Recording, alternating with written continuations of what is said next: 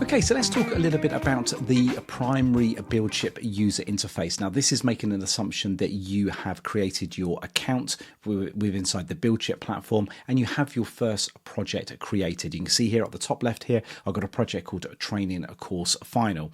Now, the great thing about BuildShip is within your account, you can have many different projects. You can see here, they are accessible using the little drop down here. You can see I've got many different projects here. And of course, you can create brand new ones as well. But the projects are all independent. They don't kind of overlap with each other. So any of the settings that you define against your project, of course, they will be specific to that particular project. And of course, the little cog that you see there, that is where you will then gain access to your project settings. Now, as I said, these are specific to the actual project that you've got up in the top left-hand corner. So let's just go through these very, very briefly. Here, I'm in the general kind of section here. You've got some basic details about the project. You can obviously change your project name. You can delete the actual project. And there's some key identifiers there to your project as well. Use these for reference right now. They're not typically used when you're generally using BuildShip, but it's just worth kind of remembering where they actually are should you need those in more advanced sort of setups. Let's move through then. So with every project, you can have many different members. So of course, if you have got a plan here with BuildShip that allows you to have a number of different users, then they can be invited to your particular project. So of course, in a team environment, you can then be allowing people to come in and actually create workflows as well as yourself. But then we've got the plan. This gives you some basic details here of the plan that you are actually on. And of course, there's some add-ons there as well. So if you need some more sort of like AI features, then of course you can then upgrade this particular project to include those on a per month basis. And you can see here I've got some details there about my plan itself, kind of how much storage I've got. But of course, with BuildShip, you can store files within inside the actual file system itself. So different plans have different kind of capacity in terms of storing those particular files. Then we've got this section called secret keys. Now, this is really, really important, of course, because no doubt you'll be integrating with third-party services. So, of course, we're going to have these API keys that we can use, and we can store these in a very, very safe place.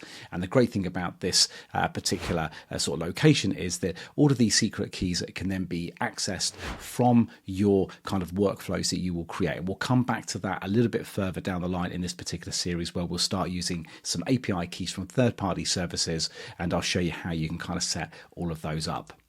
In the next bit, we kind of got the integrations. Now, of course, as I said, you will probably be integrating your work inside BuildShip with third-party services. Now, this is kind of where you would have the kind of the connections to those particular integrations. And we'll touch more on integrations as we go further. But just so you know, this is kind of where they all are. And of course, the great thing about this is as BuildShip becomes more sort of more larger as a product, there's going to be more and more integrations that's going to be available to you. So always keep checking back often if you need to kind of open up your world to more integration options with BuildShip.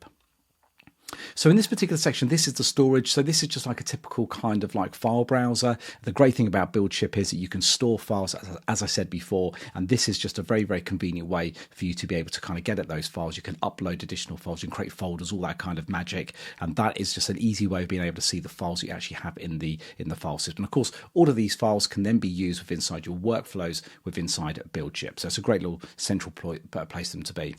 And the final sort of tab here is the export APIs. Now, if you have created up a series of workflows that are kind of REST APIs, for example, you can export the configuration of those. You can import that into third-party applications, such as like Flutterflow. For example, if you create a load of REST endpoints, you can export the configuration file and you can import those into a tool of choice. And like I said, Flutterflow allows you to bring in those API configurations into the product itself, which just make it a little bit easier for you when you're actually setting those up.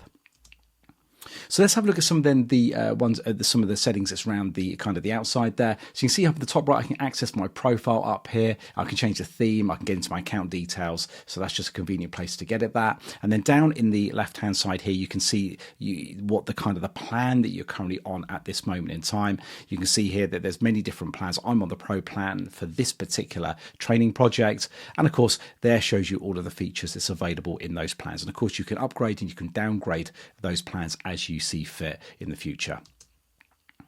So moving on then, we've got templates. Now the templates is quite a core area of BuildShip. We'll go into much more detail about templates in a future video, but the whole idea of templates is that these are your your kickstart projects. So instead of starting something from scratch, then it's well worth going and have a look into the template section and see if there's something there that kind of matches what you might be looking for. And it gives you a kind of good foundation to start, and you can, of course, you can customize those to your liking. Now, BuildShip will be sort of adding so many more templates in here, so do check back often, because this library will be growing without any shadow of doubt. And then finally, if you need to reach out to support, then that is a great way to do it by sending the message from here. It kind of passes some information back to the BuildShip team, which will hopefully help them support you in if you have any troubles along the way. Very, very useful because it gives them the detail that they need to help you out. Okay, so hopefully that's orientated you with the user interface of inside BuildShip. Of course, please do check back often on this particular video, because as new enhancements are made to BuildShip, then hopefully I'll be able to continue this particular video and kind of welcome you to those particular areas within inside the BuildShip platform.